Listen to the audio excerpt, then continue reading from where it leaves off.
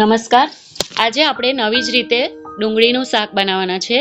તો સૌપ્રથમ આપણે ડુંગળીને સારી રીતે કટ કરી લઈશું. એના દરેક છાંડા કાઢી નાખીશું અને એને છાંડા કાઢ્યા બાદ એમાં 4 કટ કરીશું અને એને પાણીમાં નાખીને સારી રીતે ધોઈ લઈશું. ધોયા પછી એને એક બાઉલમાં કાઢી લઈશું. ત્યારબાદ આપણે કટ કરેલા ટામેટા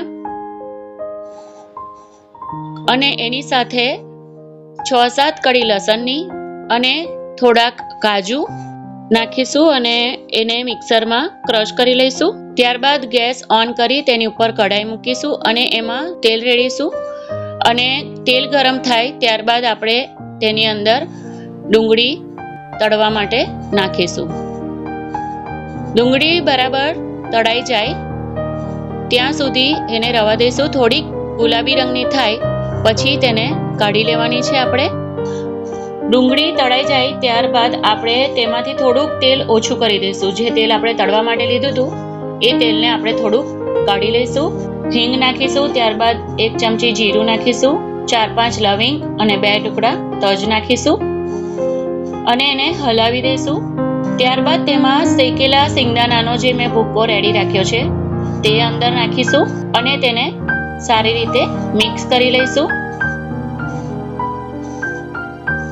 જ્યારે આપણે સિંગદાણાનો ભૂકો નાખીએ ત્યારે થોડો ગેસ ધીમો રાખવાનો છે. ત્યારબાદ 2 ચમચી મરચું, જેમાં મેં કાશ્મીરી મરચું બી મિક્સ કરેલું છે. ત્યારબાદ તેમાં હળદર, ધાણા જીરું નાખીને મિક્સ કરી અને ત્યારબાદ તેમાં ટામેટાની ગ્રેવી નાખીશું.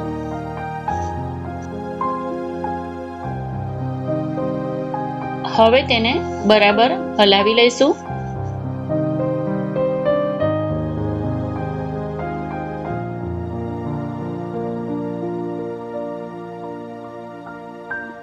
ગ્રેવીવાળા બાઉલમાં થોડું પાણી રેડી અને હલાવીને તેમાં મિક્સ કરીશું. ત્યારબાદ તેમાં ગરમ મસાલો અને સ્વાદ અનુસાર મીઠું નાખીશું અને સારી રીતે મિક્સ કરીશું.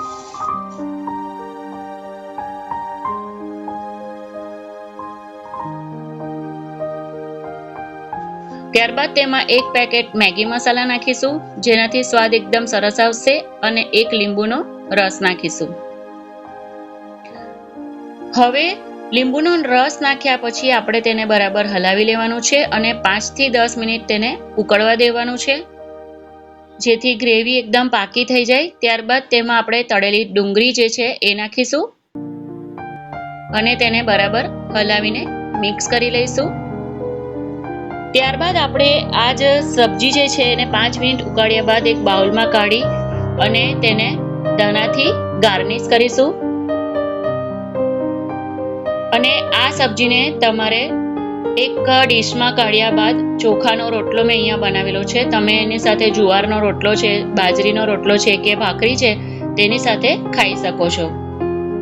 તો સરસ છે ને સબ્જી? તો મને કોમેન્ટમાં જરૂર જણાવજો કે આ સબ્જી તમે બનાવવાનો ટ્રાય કર્યો કે નહીં. ધન્યવાદ.